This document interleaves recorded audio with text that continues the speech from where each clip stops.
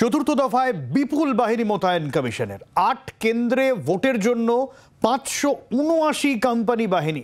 ঠিক কি নিরাপত্তা ভাবনা নির্বাচন কমিশনের? সুতপা রয়েছেন আমাদের সঙ্গে, সুতপার কাছ থেকে জানবো। সুতপা,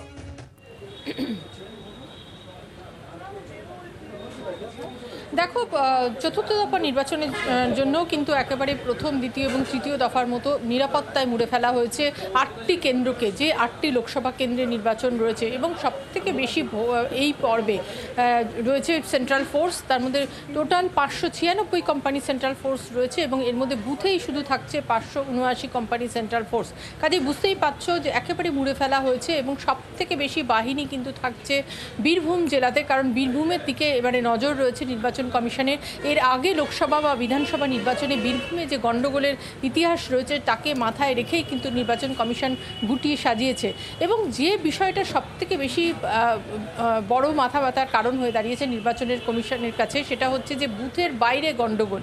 কারণ বুথের ভেতরে গণ্ডগোল কিন্তু রেস্ট্রিক্ট করে দেওয়া সম্ভব হয়েছে ওয়েবকাস্টিংয়ের ফলে, কিন্তু বুথের বাইরে গণ্ডগোল যাতে না হয় তার জন্যই কিন্তু এবার সবথেকে বেশি কড়া নিরাপত্তার ব্যবস্থা নিচ্ছে নির্বাচন কমিশন। এবং কিউআরটি অর্থাৎ কুইক রেসপন্স টিম যেরকম থাকছে, অন্যান্য ব্যবস্থাপনাও কিন্তু এবং একই সঙ্গে আরও একটা বিষয় তোমাকে বলবো যে তুমি জানো যে এবারে জাতীয় নির্বাচন কমিশন যখন চতুর্থ দফার নির্বাচন নিয়ে বৈঠক করেন সিইও দপ্তরের সাথে এবং ডিএমএসপিদের সাথে, সেখানেও কিন্তু পরিষ্কারভাবে বলা হয়েছে যে একেবারে আগের মতো, অর্থাৎ আগের যে ৩ দফায় রক্তপাতহীন ভোট হয়েছে সেভাবেই হিংসামুক্ত ভোট করতে হবে।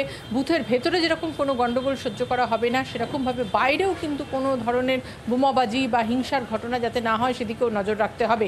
কাজে সমস্ত রকমের প্রস্তুতি চূড়ান্ত। আজকে চতুর্থ দফা নির্বাচনের যে প্রচার পর্ব, সেই প্রচার পর্ব শেষ হয়ে গেছে, মাঝখানে আর একটা দিন, তারপরে পরশুদিন হচ্ছে নির্বাচন। কাজেই যেটা নির্বাচন কমিশন মনে করছে বা তারা আশাবাদী যে এবারেও কিন্তু হিংসামুক্ত নির্বাচন তারা করতে পারবেন। এবং সেটা যদি হয় তাহলে অবশ্যই বলা যেতে পারে একটা নতুন রাস্তা তৈরি হচ্ছে। তার কারণ হচ্ছে যে আগে কিন্তু দেখা গেছে যে সমস্ত নির্বাচন কেন্দ্রগুলোতে এবারে ভোট রয়েছে, চতুর্থ দফা নির্বাচন রয়েছে, তার মধ্যে বোলপুর আছে, বীরভূম আছে, বহরমপুর আছে, রানাঘাট আছে, কৃষ্ণনগর আছে, এবং এই সবকটা কেন্দ্রেই কিন্তু দেখা গেছে যে গণ্ডগোলের ইতিহাস রয়েছে।